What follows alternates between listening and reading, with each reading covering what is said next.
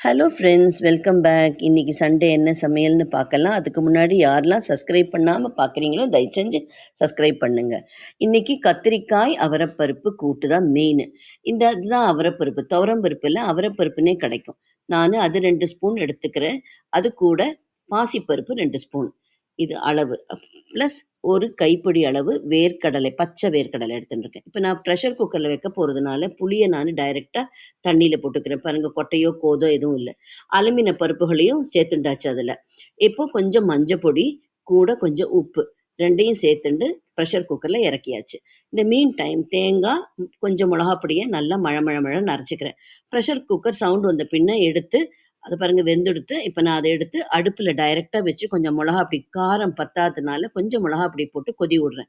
கொதி விட்ட பின்ன அரைச்சி வச்ச சாமானெல்லாம் இதில் சேர்த்து, தேங்காய் அரைச்சி வச்சுருக்கோம் இல்லையா, அதை சேர்த்து ஒரு 5 நிமிஷம் கொதிக்க விட்ட பின்ன நல்ல தாளிப்பு, கடுகு, உளுத்தம்பருப்பு, பெருங்காயம், பச்சை மிளகா, கருவேப்பிலை போட்டு நல்லா தாளிச்சாச்சு. பாருங்கள், சாதம், வறுவல் அண்ட் கூட்டு ரெடி. தேங்க்ஸ் ஃபார் வாட்சிங்.